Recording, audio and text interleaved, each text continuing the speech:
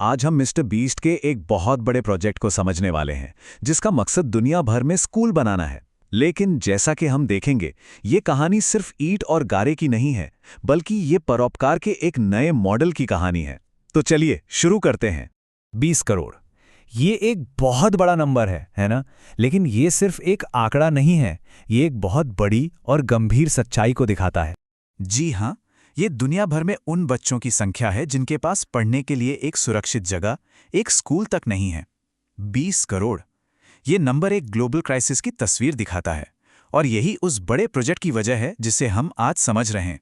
तो इसी गंभीर ग्लोबल संकट को हल करने के लिए ये प्रोजेक्ट शुरू किया गया था।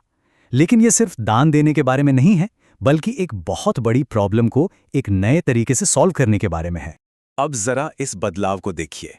मतलब एक तरफ घाना का एक स्कूल जो इतना खतरनाक था कि अधिकारियों ने उसे गिराने का ऑर्डर दे दिया था, और फिर देखिए कि उसकी जगह क्या बना, एक बिल्कुल नया, सेफ और पूरी तरह फर्निश्ड स्कूल। और ये कोई छोटी मोटी बात नहीं थी, सिचुएशन जानलेवा थी। ये कोड इस बात पे जोर देता है कि हालत कितनी खराब थी और इन नए स्कूलों की जरूरत क्यों थी। तो सबसे जरूरी बात यह है कि ये प्रोजेक्ट सिर्फ बिल्डिंग बनाने के बारे में नहीं है। इसका जो असली इनोवेशन है, जो इसे खास बनाता है, वो है कम्युनिटी सपोर्ट का इसका होलिस्टिक अप्रोच। ये प्रोजेक्ट सिर्फ स्कूल बनाकर नहीं रुका। उन्होंने साफ पानी, खाना, टीचर्स के लिए घर और यहाँ तक कि बाल मजदूरी को रोकने जैसी चीज़ों पर भी काम किया। मतलब एक पूरा कम्युनिटी सपोर्ट सिस्टम बनाया। और इसी को होलिस्टिक मॉडल कहते हैं। आइडिया सिंपल है कि एक स्कूल तभी कामयाब हो सकता है जब उसके आसपास की कम्युनिटी भी मजबूत हो। साफ पानी, खाना और टीचर्स के लिए घर देकर वे पढ़ाई के लिए एक मजबूत माहौल बनाते हैं। और इस अप्रोच का असर शानदार रहा।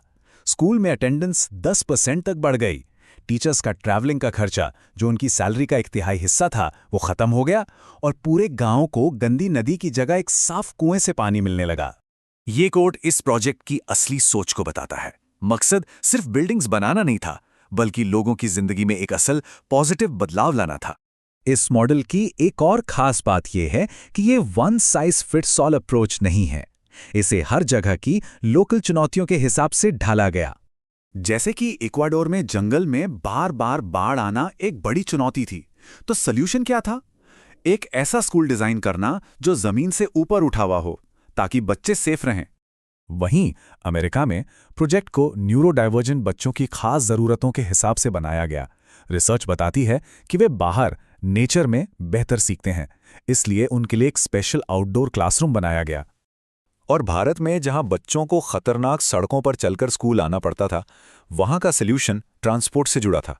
उन्हें एक डेडिकेटेड स्कूल बस दी गई ताकि वो सेफली अपने नए स्कूल पहुंच सकें। तो ये जो सारे लोकल सॉल्यूशंस थे, इन्होंने मिलकर एक बहुत बड़ा असर डाला। चलिए देखते हैं कि नंबर्स में ये कैसा दिखता है।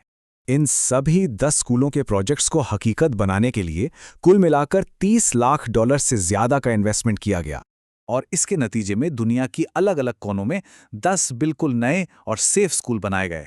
और सबसे जरूरी बात यह है कि आने वाले समय में इन स्कूलों से 18,000 से ज्यादा स्टूडेंट्स को फायदा होगा।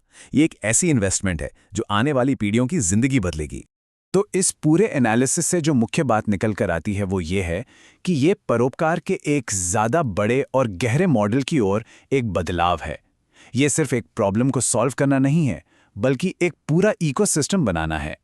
और ये हमें एक बड़े सवाल पर लाके छोड़ता है, क्या ये क्रिएटर लेड होलिस्टिक अप्रोच ही परोपकार का भविष्य है? ये सोचने वाली बात जरूर है।